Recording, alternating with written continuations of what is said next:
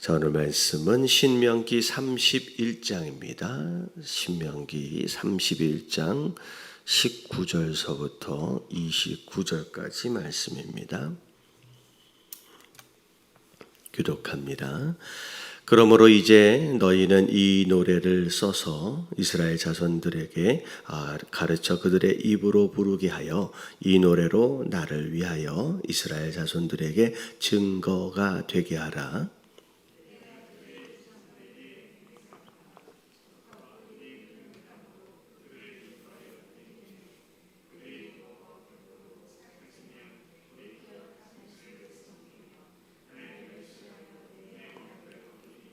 그들이 수많은 재앙과 환난을 당할 때에 그들의 자손이 부르기를 잊지 아니한 이 노래가 그들 앞에 증인처럼 되리라. 나는 내가 맹세한 땅으로 그들을 인도하여 드리기 전 오늘 나는 그들이 생각하는 바를 아노라.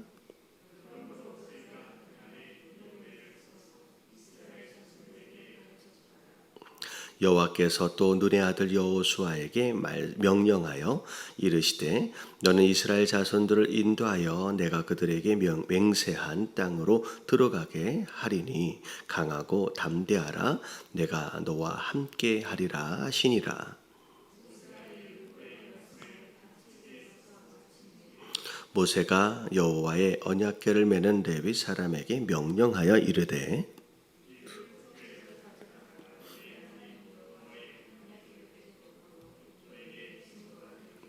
내가 너희의 반역함과 목이 곧은 것을 아나니 오늘 내가 살아서 너희와 함께 있어도 너희가 여호와를 거역하였거늘 하물며 내가 죽은 후의 일이라.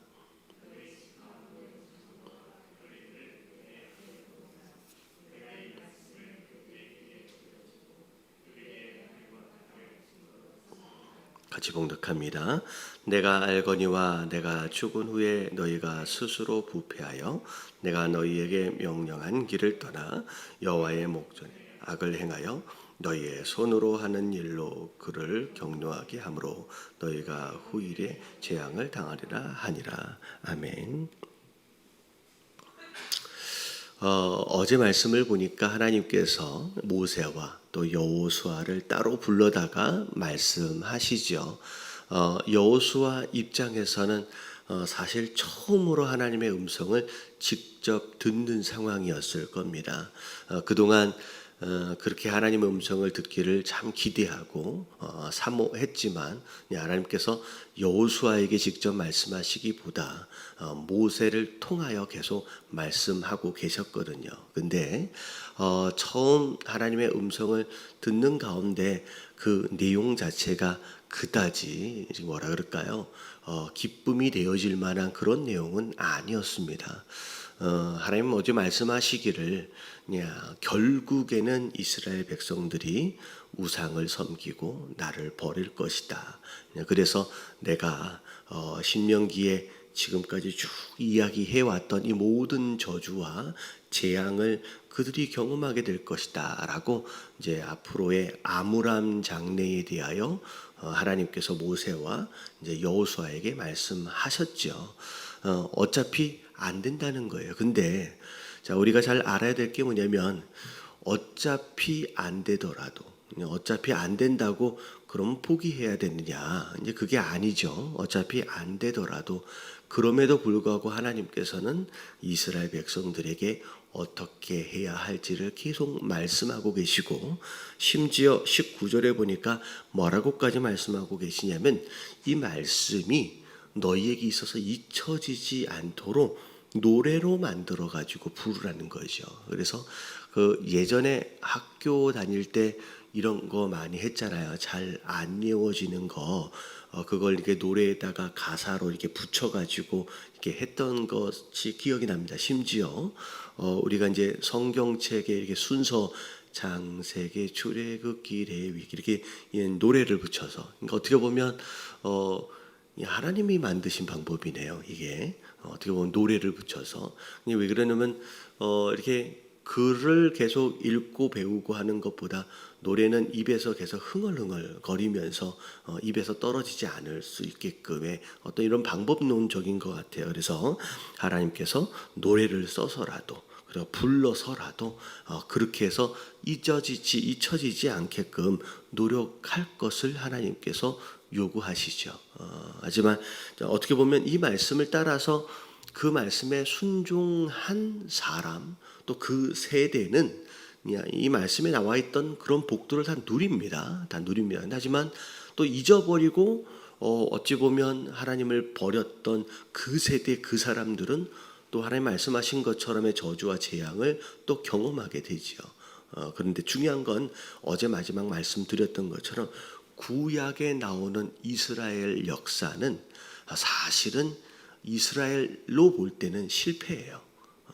결국은 아무리 해도 아무리 노력해도 아무리 결단해도 우리 스스로 죄인된 우리 스스로 죄를 이길 수 있는 방법은 없다라는 거죠. 이게 결론이에요.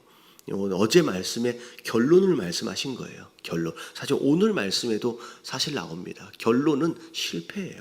아무리 노력해도 안 된다는 거죠. 자, 그래서 누가 필요한 거예요? 그래서 예수님이 필요한 거예요. 아무리 우리가 노력한다고 해도 어찌 보면 잠깐 잘할 수 있지만 잠깐 어떻게 보면 좋아질 수는 있지만 결국은 우리의 힘으로는 될 수 있는 게 아니라는 거죠. 죄를 이길 수 있는 게 아니라는 거예요. 그래서 예수님이 이 땅에 오신 것이고 결국 우리에게는 그분의 은혜가 필요한 것이다라는 거죠. 자, 그런 가운데 자, 노래라도 만들어 가지고 그렇게 해 바라는 거예요. 어떻게 해서든. 자, 내가 그들의 조상들에게 맹세한 바 젖과 꿀이 흐르는 땅에 그들을 인도하여 드린 후에 자, 그들이 자, 어떻게 되냐면 자, 20절의 내용은 그런 거예요. 자, 결국은 하나님을 버리고 잊어버리고 어찌 보면 우상을 섬기게 되는 상황들 가운데서 그렇게 되어질 만한 요인이 있어요. 조심해야 될 거라는 거죠. 자, 그들이 먹어 배부르고 살찌면 돌이켜 다른 신들을 섬기며 나를 멸시하여 내 언약을 어기리니. 자, 이런 거죠. 이 죄인이기 때문에 어쩔 수 없는 본성인 것 같습니다. 힘들고 어려우면 기도해요. 정말 힘들고 기도 안 하는 사람도 있죠. 하지만 그래도 힘들고 어려우면 기도합니다. 그래도 어떻게 해서든 하나님 바라보려고 애를 쓰는 거예요. 근데 우리 한국적인 표현으로 볼 때 배부르고 등 따시져진다라는 표현이 있잖아요. 그러면 긴장을 놓는 거예요. 그때서부터 우리가 하나님을 향한 시선을 놓치게 된다라는 거죠. 그래서 어찌 보면 이럴 때 우리가 굉장히 조심해야 합니다. 이제 살만하다. 이제 괜찮다. 이제 여유로워졌다.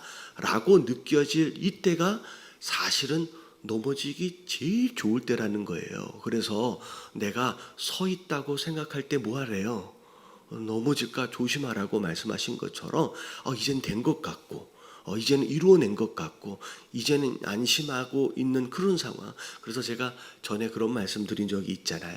제가 미국에 있을 때 청년 때에 한번 청년들이랑 이제 찬양팀하고 같이 이렇게 좀 모여가지고 이렇게 캠핑 이제 야영을 좀 간 적이 있습니다. 근데 갔을 때 뭘 했냐면 그 킹스 캐년이라고 굉장히 미국 이제 LA에서 가까워요. 캘리포니아에서 굉장히 아름다운 이제 계곡이 있는 이제 지역인데 국립공원입니다. 근데 거기서 워럴리프팅이라고 고무보트 큰 걸 타고서 한 8명, 10명 정도 타고서 이게 노 저으면서 이제 급류 타는 거 있잖아요. 그걸 타고 내려온 적이 있는데 너무 이제 모르게 되게 무서워 보이잖아요. 근데 타다 보면 되게 재밌습니다. 근데 뭐가 되게 신기했냐면 급류가 막 심해지면서 경사가 심해지고 이렇게 물결이 막 심해질수록 사람들이 안 빠져요. 안 빠지는 이유는 이게 굉장히 위험하다는 걸 알고 있기 때문에 균형을 막 잘 잡고 긴장하고 보트를 발을 딱 걸어가지고 떨어지지 않게끔 좌우로 이게 균형을 딱 재거든요. 그러니까 그러니까 보트가 한 번에 내려갈 때 한 10개 정도가 함께 내려가는데 한 명도 안 빠져요. 근데 제가 언제 빠졌냐면 이게 물결이 좀 잔잔해지고 이제 좀 쉬었다 갑시다 라고 하는 그 순간에 한 4-5명이 그냥 금방 빠지더라고요. 근데 왜 그러냐면 이제 안심이 되는 거예요. 이제는 안 빠질 것 같고, 그러니까 그때가 제일 위험한 때다라는 거죠. 이 가나안 땅 안에서도 마찬가지예요. 정복 전쟁을 하고 막 죽고 살고 하는 그런 상황에서는 다 영적으로 긴장하고 있는 상황이기 때문에 하나님 바라보지 않고는 살 수가 없잖아요. 전쟁통에. 그러니까 그때는 하나님 바라보는 거예요. 근데 웬만큼 정복이 되어진 다음에 이제 먹고 살만하고 안정되어지고 내 집도 짓고 뭐 소와 뭐 염소들도 좀 생기고 그러면 그때가 되면 넘어진다는 거예요. 하나님 버린다는 거예요. 그래서 우리가 문제가 없을 때 오히려 평안할 때 더 긴장하시고 오히려 보면 더 조심하시는 저와 여러분들 되시길 주님의 이름으로 축원합니다. 그래서 배부르고 등 따져지면 그때 결국은 나를 멸시하고 버리는 일들이 벌어질 것이라는 거죠. 근데 중요한 건 21절에 보면 노래로 만들어져 불리어진 말씀은 어떻게 보면 잊혀지지 않아요.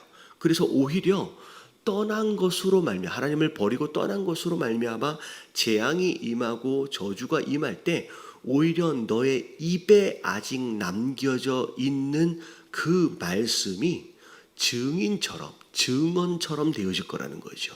왜 너희가 그런 벌을 받는지, 왜 하나님 앞에 그런 징계를 받는지 너희 입에 아직 남겨져 있는 그 노래되어진 말씀이 바로 증인처럼 되어질 것이다 라고 하나님 말씀하시는 거예요. 그래서 노래로 부르도록 하신 이유가 이제 2가지인 거예요. 첫 번째는 잊어버리지 않도록 하신 것임과 동시에 나중에 심판을 받을 때, 징계를 받을 때 핑계대지 못하도록, 변명하지 못하도록 분명히 하나님이 너희에게 경고하셨던 내용들이 입에 아직 남아 있거든요. 그러니까 그것이 증거가 되도록 하기 위해서 그렇게라도 하라라고 말씀하고 계시는 거예요. 그래서 노래로 만들으라고 말씀을 우리 입에서 떠나지 않도록 하라는 말씀이에요. 그래서 그 아침마다 말씀을 듣는 가운데 좋은 방법들 중에 하나가 뭐냐면 오늘 말씀을 이렇게 쭉 읽잖아요. 그리고 설교를 듣잖아요. 그러면 요 말씀들 가운데 뭐 계속 외울 수 있으면 좋겠지만 사실은 그렇게 쉽지는 않습니다. 요 말씀들 가운데 한 구절 정도 이 말씀은 좀 기억해 두면 좋겠다. 한 구절이 아니더라도 그 안에 중요한 표현만큼이라도 딱 외워놓고 하루 종일 입에서 되새기는 것도 굉장히 중요합니다. 왜 그러냐면 그렇게 하지 않으면요, 여러분 점심때 정도 가면 오늘 무슨 말씀 들었는지 잊어버릴 거예요. 점심때 정도 가면 오늘 무슨 내용인지조차도 잊어버려요. 기억나지 않아요.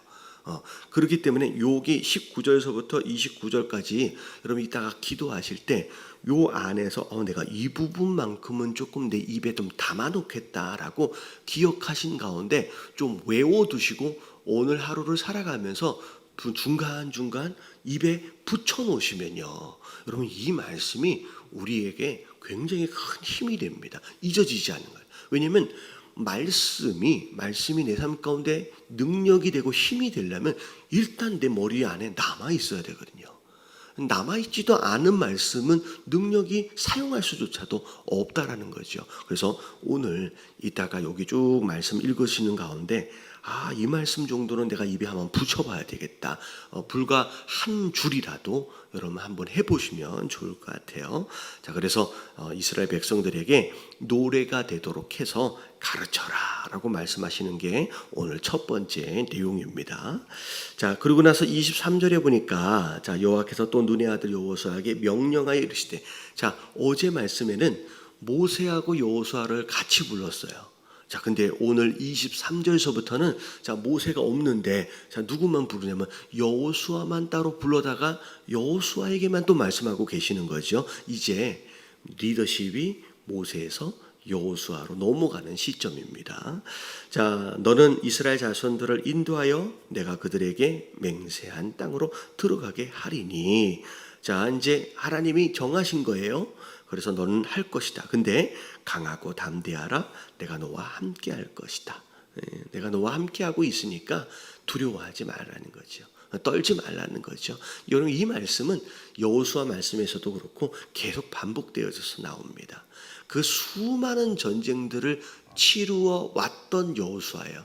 여러분, 여호수아가 그냥 모세의 수종드는 자다라고 하니까 그냥 별 볼 일 없는 사람처럼 느껴질 수 있지만 사실 광야 40년 동안 모든 전쟁에서 항상 앞장섰던 자예요.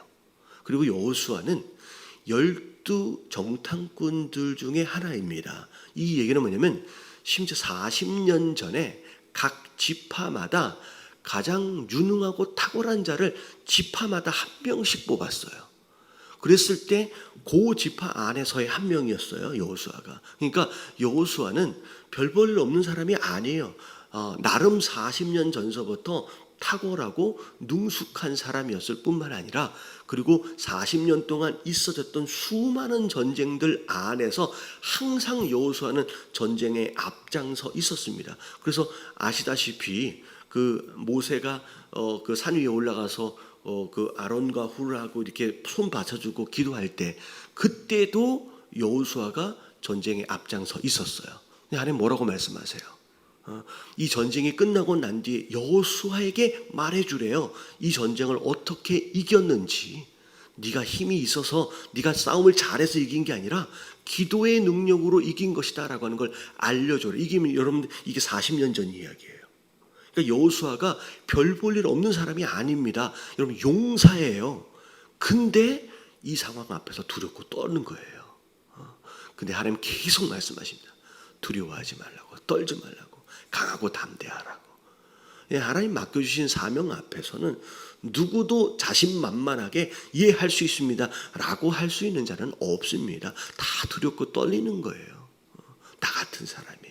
근데 하나님이 계속 용기를 주시는 거예요. 근데 중요한 건 네가 힘이 있어서도 아니고 네가 그동안의 전쟁에 얼마나 경험이 있느냐 이 이야기가 아니에요. 너는 유능하다. 너는 힘이 있다. 너는 경험이 있다. 그러니까 넌 떨 필요가 없어서가 아니라 그냥 한마디예요. 내가 너와 함께하고 있으니까 떨지 말라는 거예요. 네가 능력이 없을 수 있고 네가 경험이 없을 수 있고 네가 나이가 어릴 수도 있고 네가 뭐가 없을 수도 있고 하지만 내가 너와 함께하고 있는 거 그거 하나만 있어도 네가 두려워하지 않을 만한 충분한 이유가 된다라고 말씀하시는 거예요. 오늘 하루도 마찬가지예요. 그리고 문제 앞에서, 여러분 위기 앞에서, 큰 전쟁 앞에서 두렵고 떨릴 수 있어요. 하나님 내가 어떻게 해야 되죠?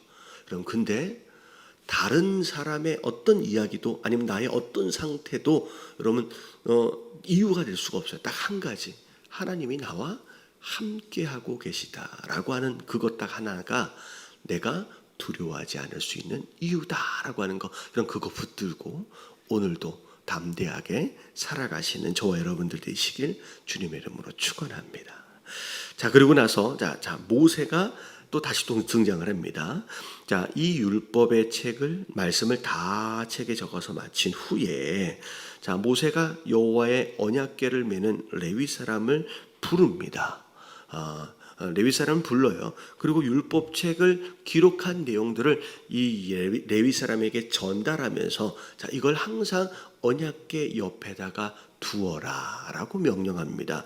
그러면서 참 어떻게 보면 어제 말씀에서 하나님이 모세와 여호수아에게 이미 말씀하신 바가 있었기 때문에 이 이야기를 하는 것일 수 있어요.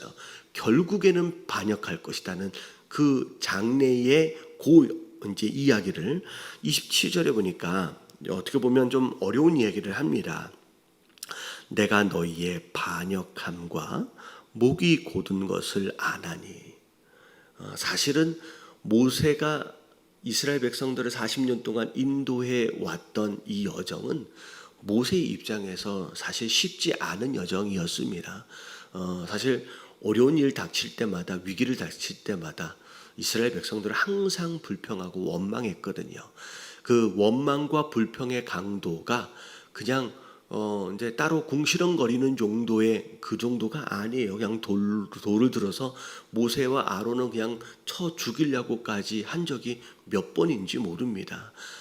그랬던 적이 수없이 많았어요. 이제 그런 상황 안에서 모세는 이야기하는 거예요. 그동안의 경험을 보니 너희의 본성이에요. 아무리 해도 잘 고쳐지지 않는, 항상 어떤 일이 있어지게 되면 반역하는 거, 그리고 목이 곧는다라고 하는 건 교만한 거예요. 그게 너희의 본성 아니냐. 이게 여러분 이 말씀을 읽으면서 그때 그 사람들 왜 그랬을까가 아니라 이게 누구를 향한 말씀이냐면 우리를 향한 말씀이에요. 우리의 본성 자체가 반역함이 있어요. 마음이 내 마음하고 다르면 틀어져 버려요. 어찌 보면 평안하고 잘 되어지면 어떻게 보면 내가 되게 잘한 것 같고요. 그리고 뭐 이렇게 되게 잘 믿는 것 같고, 근데 하나님의 뜻과 내가 기대했던 것이 좀 틀어지기 시작하면요, 그때는 과감하게 불평하고 원망합니다. 심지어 좀 심해지면요, 여기 나온 것처럼 반역해요. 우리는 어느 순간에서도 제가 그런 말씀 드리잖아요. 우리의 믿음에 대하여 지나치게 신뢰하지 말라고요. 우리는 어느 때도 우리가 그렇게 중요하다고 믿는 우리의 믿음조차도 어느 순간에 버릴지 모르는 그러한 불안불안한 존재입니다. 여러분, 이것을 사실 인정하는 게 굉장히 중요해요. 하나님, 우리는 교만합니다. 우리는 반역하는 것 자체가 우리의 본성입니다 라고 하는 것을 우리가 일단은 인정해 놓고 신앙생활은 시작되는 거예요. 그래서 거기에서 하나님의 은혜가 필요한 거예요. 내가 좀 더 나아진 것 같고 내가 좀 더 좋아진 것 같고, 여러분 그렇지가 않아요. 여러분 신앙생활을 50년을 했어도 하루아침에 신앙은 버려질 수 있어요. 여러분 이게 우리의 연약함의 본성입니다. 우리의 현 주소예요. 그나마 오늘 하루 이렇게라도 사는 것이 얼마나 하나님의 은혜인지 몰라요. 여러분 이걸 인정해 놓고 시작해요. 사실 이 이야기를 듣고 있는 이 제사장들, 이 레위인들 기분이 되게 나빴을 거예요. 나를 뭘로 보고, 레위 제파잖아요. 언약궤를 어깨다가 메고서 다니는 그 사람들이잖아요. 그래도 모세라고 할지라도 어찌 우리에게, 레위 지파는 그들이 입는 옷이 따로 있습니다. 아마 이 얘기를 들으면서 기분이 굉장히 나쁠 수 있어요. 나를 뭘로 보고 나한테 이런 얘기를. 아니요, 우리가 그걸 들어야 돼요. 여러분 목사든 장로든 상관없어요. 여러분 어느 순간 쓰러지고 자빠지는 게 우리의 모습이라는 거예요. 오늘 내가 살아서 너희와 함께 있어도 이 당시의 모세는 신과 같은 존재, 하나님과 같은 존재예요. 얼굴도 제대로 쳐다보지 못하는 이 모세를 향해서도 그렇게 반역을 했는데, 자, 모세가 죽고 나면 어떤 일이 어떻게 벌어질지 모세는 눈에 보도 뻔한 거예요. 그리고 심지어 이미 하나님이 어제 말씀해 주셨잖아요. 마음이 얼마나 답답했으면 이 얘기를 하겠느냐는 거죠. 너희의 집안 모든 장로와 관리들이 내 앞에 모으라. 내가 이 말씀을 너희 귀에 들려주고 그들에게 하늘과 땅의 증거로 삼으리라. 나중에 핑계대거나 변명하지 못하도록 분명히 이야기할 거라는 거죠. 29절에 내가 알거니와. 왜 알아요? 이 모세가 초능력이 있어서 아는 게 아니에요. 어제 하나님 모세에게 말씀하셨잖아요. 결국은 이 이스라엘이 나를 버릴 것이다 라고 말씀하셨잖아요. 내가 죽은 후에 너희가 스스로 부패하여 내가 너희에게 명령한 길을 떠나 여호와의 목전에 악을 행하여 너희의 손으로 하는 일로 그를 경욕케 함으로 너희가 후일의 재앙을 당하리라 하리라. 이 말씀이 사실은 우리가 주일날 함께 보고 있는 예수님의 경고하고 굉장히 일치하면서 갑니다. 베드로를 향하여서 제자들을 향하여 너희가 다 흩어질 것이다. 그리고 심지어 베드로, 너는 나를 부인할 거야 라고 말씀하실 때 베드로와 제자들은 절대 그럴 일들은 없을 겁니다 라고 얘기하잖아요.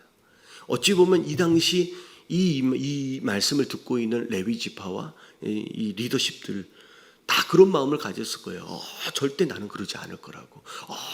아니 모세 어떻게 나를 못 믿느냐고. 누가 누굴 믿어요? 여러분, 우리가 믿을 수 있는 대상은 우리도 아니고요, 사람도 아니고 여러분 하나님뿐이에요. 그래서 제가 주일날 말씀드렸던 것처럼 예수님이 베드로에게 네가 나를 부인하리라 라고 말씀하시면, 흩어지리라 말씀하시면 뭐 해야 된다 그랬어요? 주여, 그러면 내가 어떻게 해야 합니까? 물어야죠. 그럼 내가 어떻게 해야 됩니까? 나를 도와달라고 간구해야죠. 난 그렇지 않을 겁니다 라고 버팅기는 게 아니라, 이 말씀도 마찬가지예요. 오늘도 우리는 반역하는 자래요.